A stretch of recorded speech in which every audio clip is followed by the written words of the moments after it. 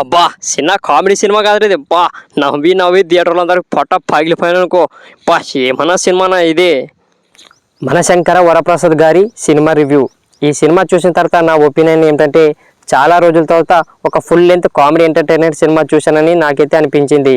ఇక అనిల్ రావుపూడి గారు వరుస బ్లాక్ బస్టర్ ఇస్తుండడంతో ఈ సినిమాతో అయినా దొరుకుతారు, ఆయనను గట్టిగా ట్రోల్స్ చేసుదామని చాలామంది అయితే ఎదురు చూశారు.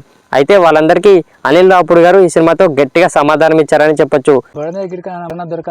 ఇక ఈ సినిమా అయితే ఆ రేంజ్లో ఉంది. మరి ఇక సంక్రాంతికి ఫుల్ కామెడీ మిల్స్ ఈ సినిమా అని చెప్పొచ్చు. ఇక చిరంజీవి గారి ఎక్స్ట్రాడినరీ పర్ఫార్మెన్స్ ఈ సినిమాలో మనకు కనిపిస్తుంది. అనిల్ రావుపూడి గారు చిరంజీవి గారిని ఎలా వాడుకున్నారో అలా వాడుకున్నారు భయ్య. అసలు ఆ ఎనర్జీ ఏంటి చిరంజీవి గారి, అబ్బా ఆ కామెడీ టైమింగ్స్ ఏంటి, పాత రోజుల్లో కామెడీ టైమింగ్స్ ఎలా చేశారో ఈ సినిమాలో కూడా అలాగే చేశారు. ఇక పాటల్లో డ్యాన్స్ స్టెప్పులు కూడా చాలా పర్ఫెక్ట్గా చిరంజీవి గారు అయితే ఇక ఈ సినిమాలో మనకు కనిపించారు. ఓవరాల్గా కొత్త చిరంజీవి గారిని అనిల్ రావుపూడి గారు చూపించారని చెప్పడంలో ఎలాంటి సందేహం లేదు.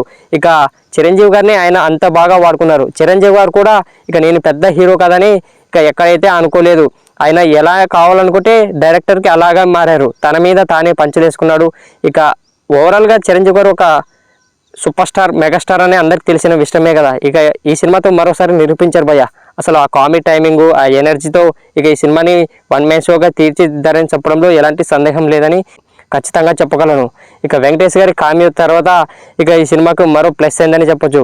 ఆయన ఎంట్రీ, చిరంజీవి గారి మధ్య ఇద్దరు సీన్స్ ఇక ఫుల్ మిల్స్ కామెడీలో ప్రతి ఒక్కరూ ఎంజాయ్ చేశారు ఆ సీన్స్ని. ఇక అనిల్ రావుపూడి గారు భార్యాభర్తల మధ్య జరిగే కొన్ని ఇన్సిడెంట్స్ గురించి కూడా చాలా పర్ఫెక్ట్గా డైలాగ్స్తో బాగా చెప్పారనే చెప్పొచ్చు.